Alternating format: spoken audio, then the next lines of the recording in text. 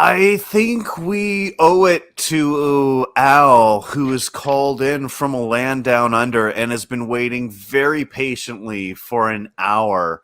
And she wants to talk about abortion, gender, inclusive language. Am I close? Al, you are on the line. Pretty close, yeah, Nate. How you going? Going well, going well. Glad to have you on the show. I appreciate your patience. We wanted to get in this this call before we wrap up. So tell us what's on your mind.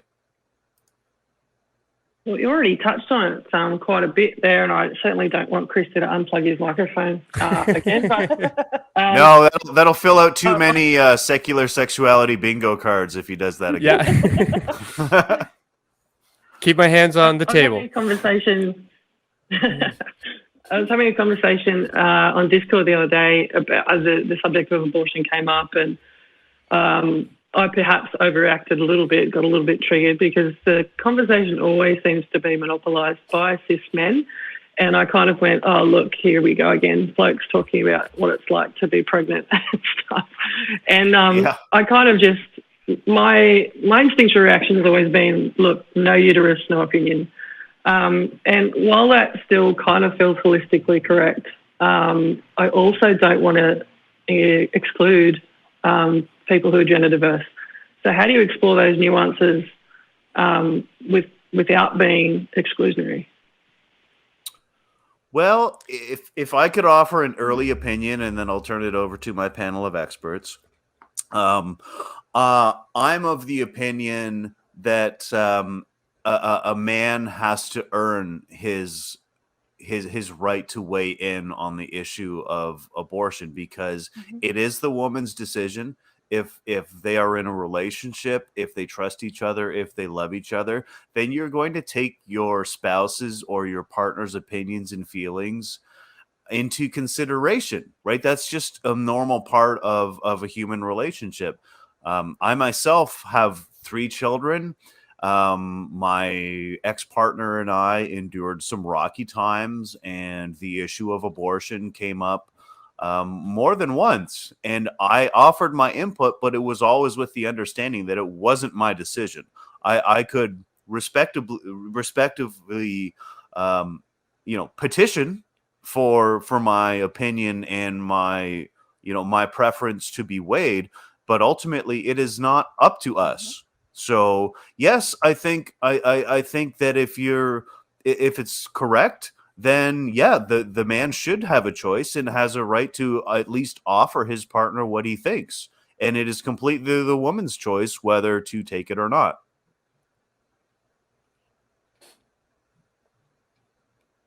Guys, what do you think? Sorry, I didn't want... No, I just completely agree. Yes, these decisions impact men. And when we're talking about the larger abortion debate, there are plenty of educated and informed male doctors that are weighing in. There are more than enough male politicians and legislators that are involved in these discussions. And yes, men should be included in those conversations, but they're that not. Doesn't mean that. Yeah, that doesn't mean that men are making these decisions or should be making these decisions. Ultimately, when we're talking about an individual, we're talking about the person carrying that baby. So whether that person is a man, woman, or otherwise, that's the person that should be making their healthcare decisions.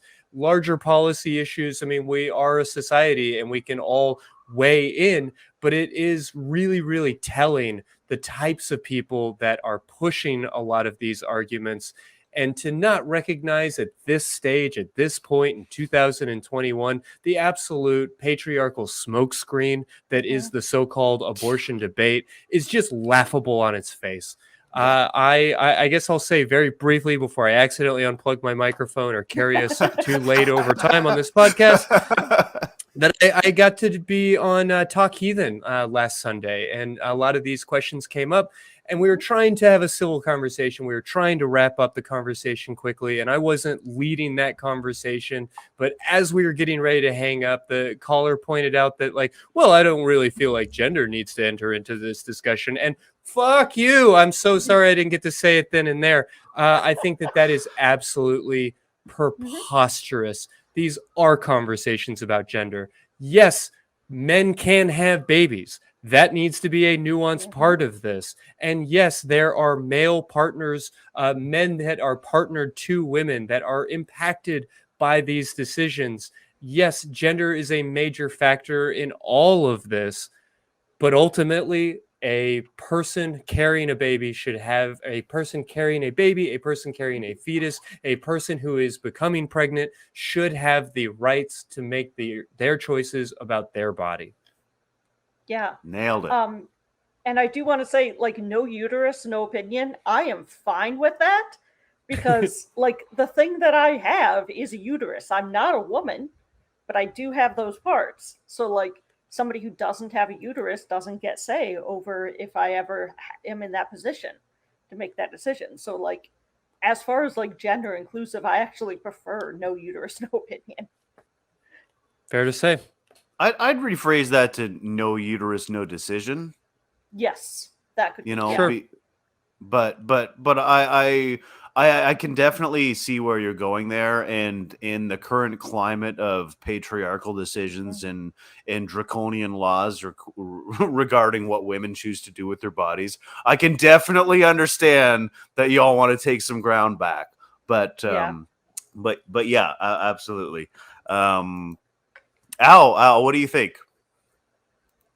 Yeah, I absolutely agree with all three of you. And I do agree with that nuance that you pointed out, Nate, that maybe no uterus, no decision is a better way to put it. I perhaps just, like I said, I kind of overreacted, and I think this men in the Discord were kind of like, oh, God, an angry lesbian. And I said, look, I'm sorry, I overreacted. I got a bit triggered.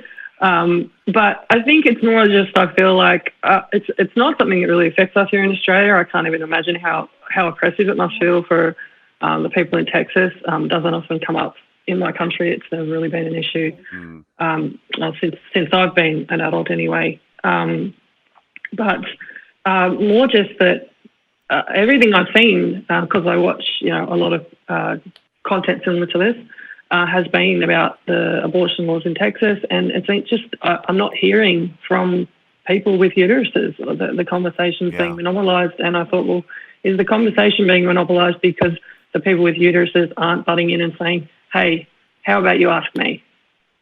So that was kind of the reason I rang up to say, the fact that the problem here is not that there aren't women with opinions. That's not the issue. No shit. It's not that our legislator, it's not that our attorney general, it's not that these folks can't find women to talk to about these problems. I'll give you a couple of guesses as to what the problem actually is, but the lack of qualified women to discuss the issue, that's not the problem. I'll say that for sure. But Al, I really appreciate your point of view and just giving us the opportunity to say something that should be so obvious, but needs to be said over and over and over, obviously, because of the message that's currently prevailing in our culture. Thank you so much. I really appreciate your time. Thank you for waiting, and thank you for asking that pressing question. That was a great question. Thanks, Nate. Thanks, Dianna. Thank you. Thanks. Take care.